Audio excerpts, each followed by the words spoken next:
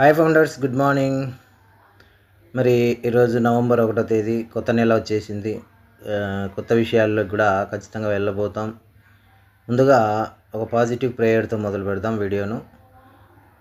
మనం రోజు ఏం ప్రేయర్ చేయాలంటే, నేను విజయానికి అర్హుడను, నా కలలు నిజమవుతున్నాయి, విక్టరీ విత్ యాస్ నా జీవితాన్ని గొప్ప స్థాయికి తీసుకెళ్ళబోతుంది, నేను చాలా శక్తివంతంగా అయ్యాను, నమ్మకంతో ముందుకు సాగుతున్నాను, నేను ఎల్లప్పుడూ విజేతనే, యాస్ గారికి థ్యాంక్స్, యాస్ గారి కొత్త కంపెనీకి థ్యాంక్స్ అంటూ డైలీ మనం పాజిటివ్ ప్రేయర్లో ఉండాలి. ఖచ్చితంగా ఈ విధంగా మనం పాజిటివ్గా ఉంటే ఖచ్చితంగా వచ్చే విషయాలు కూడా అలాగే వస్తాయి. అదేవిధంగా రెడ్ సార్ లైవ్లో ముఖ్యమైన పాయింట్లు ఏంటంటే, సాధారణంగా ఏదైనా జీవితాలు చేయండి, ఏదైనా ఉంటే సందర్భోచితంగా వస్తుంది, నేను ముందుకు దూకుతాను, సోమవారం తిరిగి వస్తుంది అనేది ఇక్కడ కొన్ని హైలైట్ పాయింట్స్ అన్నమాట. అదేవిధంగా నిన్నంతా కొందరికి లింక్స్ వచ్చాయని హల్చల్ జరిగాయి, అది వాస్తవమే అని అనుకున్నాం. కానీ ఏదో సందిగ్ధం, ఇంకా బ్యాక్ ఆఫీస్ నుంచి క్లియరెన్స్ రాలేదు. అదేవిధంగా ఎల్సీ మెంబర్లు కూడా ఎక్కడ చెప్పలేదని. మరి ఏదేమైనా జూలీ మేడంతో చాట్ చేస్తే కొన్ని ముఖ్య విషయాలు చెప్పిందంట. దయచేసి ఎవరిని తప్పుదారి పట్టించకండి, మిస్టర్ యాస్ ఫర్ బ్యాక్ ఆఫీస్ నుంచి ఎటువంటి సమాచారం చెప్పనంత వరకు లేదా వచ్చే వరకు ఎవరిని నమ్మొద్దని చెప్తుంది మేడం గారు.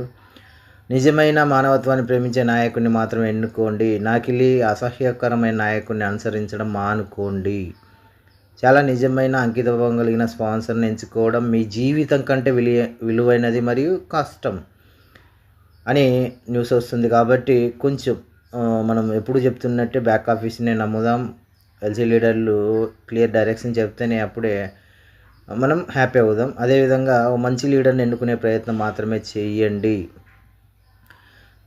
ఇంకా కొత్త నెలలో కొత్త దిశల్లో ముందుకు సాగడానికి ప్రణాళికల వైపు ఉత్సాహాన్ని, ఆశావాద వాతావరణంలో ఉంటుందని ఆశిస్తున్నాము. రాబోయే సమయంలో CEO గారి సమావేశం ద్వారా కొత్త వ్యవస్థ, అందరు ఫౌండర్ల ప్రారంభం గురించి స్పష్టమైన సమాచారం అందించే సూచనల సమాచారం కోసం మనం వేచి ఉండాలి. మునుపటి సర్వేలను సమర్పించే వారందరూ కొత్త ప్లాట్ఫామ్లోకి ఎటువంటి ఇబ్బంది లేకుండా వ్యవస్థను సులభంగా యాక్సెస్ చేయగలిగేలా మనం ప్రక్రియ, దాని స్పాన్సర్షిప్, నిబంధనలు, షరతులు తెలుసుకోవాలి. ఇది మనం నేర్చుకొని వేదిక వైపు వెళ్ళగల బోధనా వేదిక ఖచ్చితంగా అవుతుందని మనం అనుకుంటున్నాం.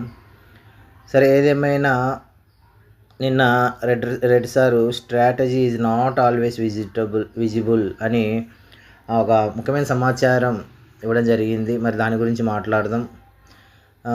హలోవిన్ జరుపుకునే వారికి అందరికీ ముందుగా హ్యాపీ హలోవిన్ అని చెప్పడం జరిగింది. యూకేలో కూడా ఇది పెద్ద పండగలా ఇప్పుడు హలోవిన్ అనే ఆ ఫెస్టివల్ వాళ్ళకు ఉంది. అదేవిధంగా రెడ్ సార్ పడవలో ఉన్నాడు కాబట్టి అక్కడ పెద్దగా ఏం లేదని చెప్తున్నాడు. ఓఎస్ అప్డేట్ పరంగా ప్రజెంట్ అయితే ఏం లేదు, కానీ కొన్ని నేపథ్యంలో పనులు అయితే జరుగుతున్నాయని చెప్తున్నాడు. వీటిని త్వరలో అధికారికంగా ప్రకటిస్తారు, అందుకే కాస్త ఓర్పు చూపండి అని చెప్పాడు. ఇంకా స్ట్రాటజీ గురించి అవగాహన మనకు ఎలా చెప్తున్నా అంటే, మన CEO చెప్పిన విక్టరీ విత్ యాస్ అనే ప్రోగ్రామ్ ఒక ముఖ్యమైన వ్యూహం, అంటే ఒక ప్లానింగ్ అన్నమాట. దాని ప్రకారం జరుగుతూ ఉందంట. స్ట్రాటజీ అంటే ఎప్పుడు బయట కనిపించేది కాదు, అది కొన్నిసార్లు మంచి వ్యూహం ఉంటే దాన్ని హైడ్గా, రహస్యంగా చేస్తారనమాట. స్ట్రాటజీ అంటే ఒక ప్రణాళిక, అది బ్యానర్లలో లేదా బహిరంగ చెప్పే విషయం కాదు. కంపెనీ వ్యాపారవేత్తలు దీన్ని చాలా ఆలోచనతో సమానత్వంగా అందరికీ ఉపయోగపడేలా రూపొందిస్తారనమాట. అదేవిధంగా విజిబుల్ కాకపోతే వ్యూహం, కొన్ని వ్యూహాలు మనకు కనిపించవు, లోపల జరుగుతూ ఉంటాయి. కంపెనీ లోపల సైలెంట్గా జరిగే మార్పులు సమయానికి సరిపడే ప్లానింగ్లు మాత్రమే.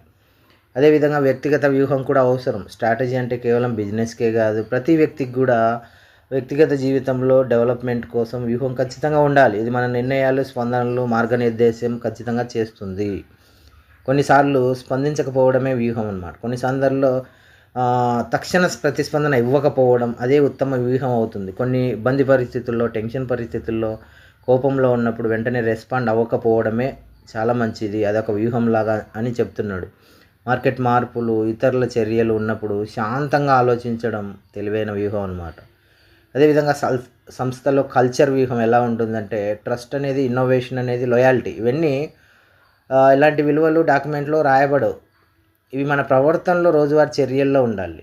ఇవి మంచి నాయకత్వ లక్ష్యాలను చూపుతాయన్నమాట.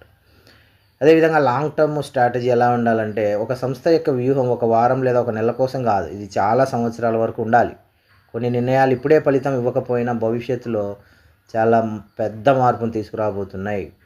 మరి విక్టరీ విత్ యాస్లో ప్రవేశం గురించి మాట్లాడితే, మొదటి దశలో ప్రయారిటీ పొజిషన్ వ్యక్తులు ముందుగా ఆన్ బోర్డ్ అవుతున్నారు.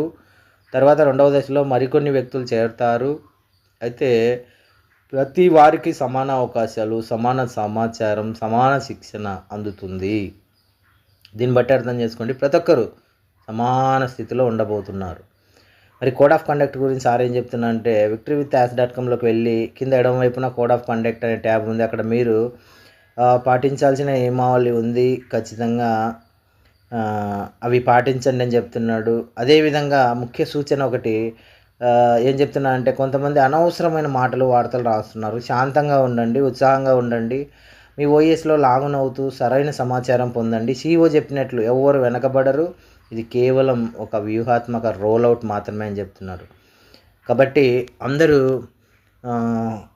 రాబోయే అప్డేట్స్ కోసం ఎదురు చూడండి, హ్యాపీగా ఓర్పుగా ఉండండి. అందరికీ అవకాశం రాబోతుందని రెడ్ సార్ అయితే చాలా క్లియర్గా ముగించడం జరిగింది. కాబట్టి డియర్ ఫౌండర్స్, చుట్టుపక్కల కనిపించని వాటి గురించి ఆలోచించొద్దు, ఎవరిని అడగద్దు. మనకు ఏదైనా రియల్ ఇన్ఫర్మేషన్ ఎల్సీ లీడర్ల ద్వారా కానీ బ్యాక్ ఆఫీస్ ద్వారా కానీ ఖచ్చితంగా మనకు వస్తుంది, చేరుతుంది. అదే మన నిజమైన దారి. కాబట్టి దానికోసం ఎదురు చూస్తూ ఉండండి డియర్ ఫౌండర్స్. అంతవరకు అందరికీ ధైర్యంగా ఉండాలని చెప్తూ మరొక వీడియోతో మళ్ళీ కలుసుకుందాం. అంతవరకు అందరికీ సెలవు dear founder friends. Good bye.